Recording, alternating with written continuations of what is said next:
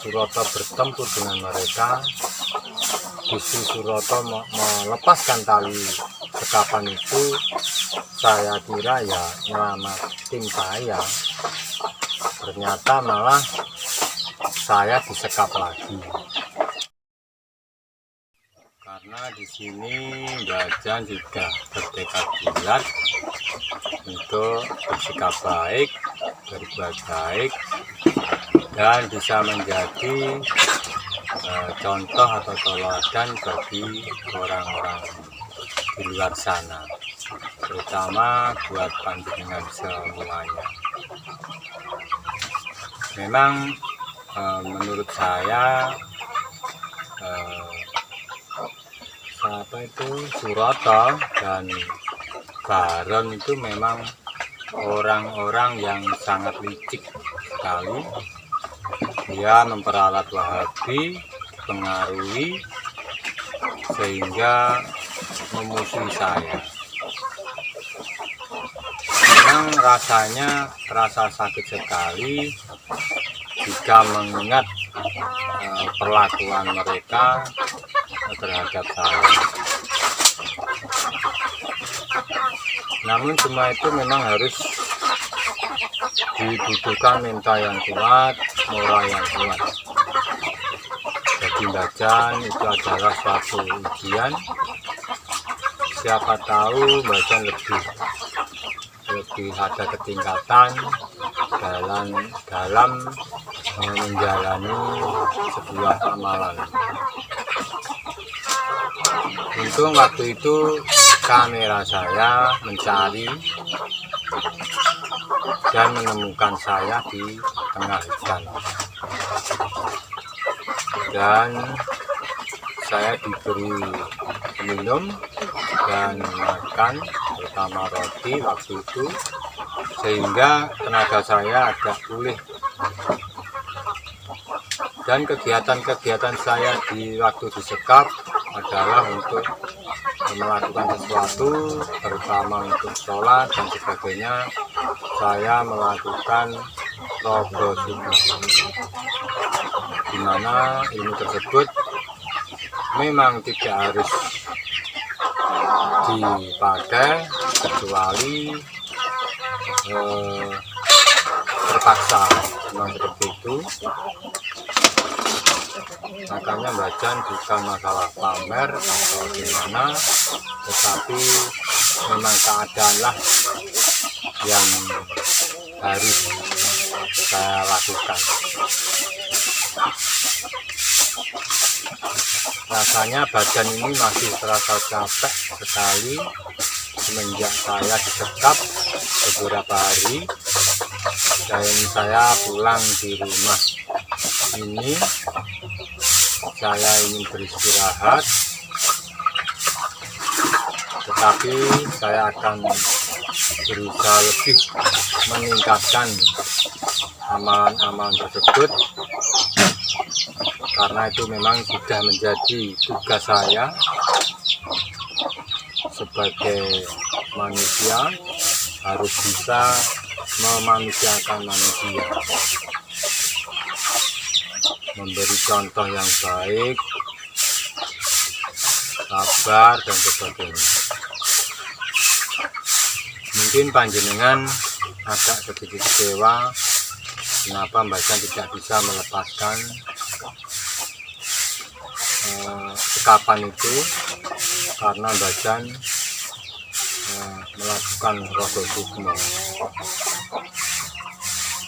Bukan berarti saya tidak bisa melepaskan, tetapi di saat saya sholat itu ada bisikan di telinga kiri saya bahwa saya harus menjalani semuanya ini tanpa mengeluh, tanpa ada penyesalan.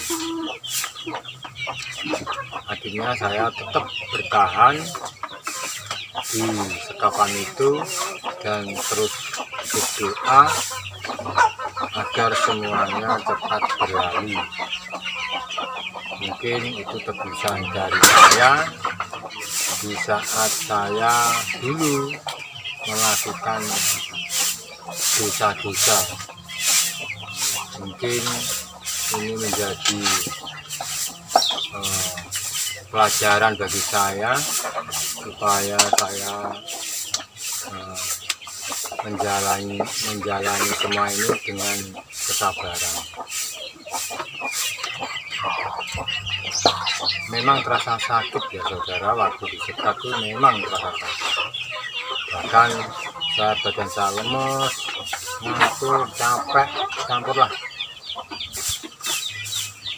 Tapi bagi saya semua itu hanyalah ujian bagi saya supaya saya lebih mendekatkan diri, seperti itu, mendekatkan diri kepada Tuhan Yang Maha Esa, agar bacaan bisa lebih baik. Maaf saudara jika bacaan ngomongnya agak pelan, mungkin tenaga saya belum begitu pulih,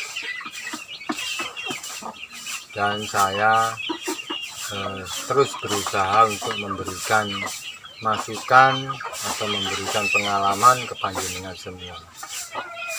Maka dari itu terus saudaraku semuanya, badan ini masih terasa sakit saudara, di sini kaki tangan masih terasa sakit karena waktu itu Suroto menghajar saya, Wahabi dengan media-medianya menghajar saya, media terutama Surban, Rompi, dan Tasbih selalu menghajar saya, karena memang waktu itu Wahabi tersebut memakai media-media tersebut dan memanfaatkannya. Mumpung ada kekuatan, dia melampiaskan segala kekuatannya ke saya. Tetapi apa yang terjadi, akhirnya Suroto bertempur dengan mereka. Justru Suroto melepaskan tali sekapan itu, saya kira ya nyelamatin saya, ternyata malah saya disekap lagi sama Suroto, karena Suroto sendiri pun mempunyai dendam kepada saya karena merasa saya ini adalah seorang pengkhianat dari perguruannya. Memang saya katakan bahwa saya tidak pantang menyerah dan pantang mundur jika saya harus kembali ke jalan yang tidak benar. Perlu diketahui bahwa panjenengan semuanya bahwa seseorang belajar sabar itu memang sangatlah sulit. Tetapi jika kita belajar berusaha untuk sabar dengan usaha yang kuat, dalam arti tekad yang bulat, pasti bisa. Contohnya saya dulu adalah seorang yang emosional, tetapi semenjak saya kenal Gus Samsudin, alhamdulillah berkurang. Maka dari itu saya mohon maaf jika di video-video Mbah Dim Sarudin saya menampilkan sesuatu yang anarkis.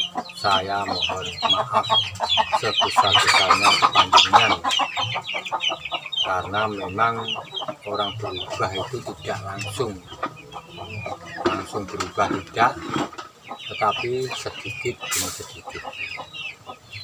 Maka dari itu saya mohon dukungannya, subscribe-nya Mbah Dim Sarudin, subscribe saya supaya saya lebih semangat untuk mengikuti amalan-amalan dari beliau. Ya, sebelumnya saya minta maaf keadaan rumah saya jelek, gak apa-apa, yang penting saya tetap berusaha untuk kebaikan. Maka dari itu saya mohon sekali lagi kepada panjenengan, jika saya selama ini melakukan amalan-amalan tersebut belum sempurna, ya namanya manusia tidak luput dari kesalahan-kesalahan itu sendiri. Memang waktu itu saya pernah berkata, belajarlah dari kesalahanmu, nanti kamu bisa menemukan akan kebenaranmu. Ya namanya belajar kan, ya tidak harus langsung bisa, harus pelan-pelan, yang penting pasti. Jadi pelan tapi pasti. Maka dari itu sekali lagi saya mohon maaf jika video-video saya tidak berkenan di hati panjenengan. Kemungkinan Bajan masih banyak kekurangan, tetapi Bajan setelah ini akan berjanji akan lebih meningkatkan katakanlah ketakwaan saya, sikap saya supaya belajar lebih baik. Seperti itu. Ini masalah keislaman memang kurang begitu paham, tetapi dengan adanya masukan panjenengan, alhamdulillah Bajan bisa bersikap baik. Dan saya kembali ke cerita waktu disekap ya saudara. Disekap itu malam itu nyamuknya banyak sekali. Hewan-hewan itu untung aja ya enggak tahu saya waktu itu gelap sekali. Dan banyak penampakan seperti itu waktu di hutan. Saya sendiri ada yang macam-macam lah di hutan itu, penampakannya sangat luar biasa. Ada yang badannya gede, hitam itu, berdiri di depan saya, tetapi saya hanya diam dan berdoa. Semoga saya selalu dilindungi oleh Allah Subhanahu wa Ta'ala. Tuhan pasti akan menyelamatkan orang-orang yang katakanlah baik, seperti itu. Maka dari itu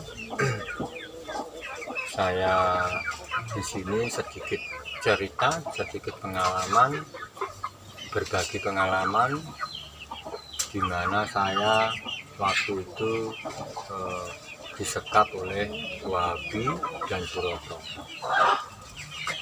dan saya berhasil diselamatkan oleh Bro Samsudin, dan saya di sini mengucapkan banyak terima kasih atas pertolongan beliau. Tetapi hari ini saya masih di rumah, saya ingin beristirahat dulu. Tetapi di rumah saya tidak lupa menjalankan sholat, menjalankan sesuatu yang baik lah, seperti itu. Karena saya menyadari bahwa di luar sana Bajan masih dinanti para dukun-dukun santet yang lainnya. Saya tahu karena resiko yang saya terima itu memang sangat berat. Apalagi saya memihak Gus Samsudin. Pasti beliau ini mengatakan bahwa saya ini adalah antek-anteknya. Tetapi bagi saya hinaan seperti itu nggak apa-apa lah, itu hak mereka. Yang penting saya ingin belajar lebih baik, belajar lebih maju, ada ketingkatan. Maka dari itu saya tidak bosan-bosannya untuk rasanya memang sakit sekali disekap, tetapi bagi saya semua itu hanyalah ujian bagi saya. Ya udah, itu aja. Saya mau istirahat dulu, badan saya masih capek. Mungkin video saya ini tidak begitu memuaskan panjenengan, cuma saya ingin bahwa yang saya sampaikan ini adalah pengalaman setelah saya disekap. Kemarin cucu saya mencari di sini, kata-kata tetangga, katanya dibilangin gajan beberapa hari ini tidak pulang. Maka dari itu habis, oke saudaraku, terima kasih, semoga saudaraku semua selalu diberi kesehatan, rezeki yang banyak. Saya doakan yang mensubscribe saya doakan rezekinya banyak, umurnya panjang, selamat dunia dan akhirat. Itu doa dari Gajan. Doa setulus hati, lahir dari hati yang suci dari Gajan. Terima kasih semuanya. Selamat siang. Semoga panjenengan selalu diberi kesuksesan dalam berumah tangga, bekerja, dan lain-lain. Terima kasih. Saya ucapkan Assalamualaikum warahmatullahi wabarakatuh.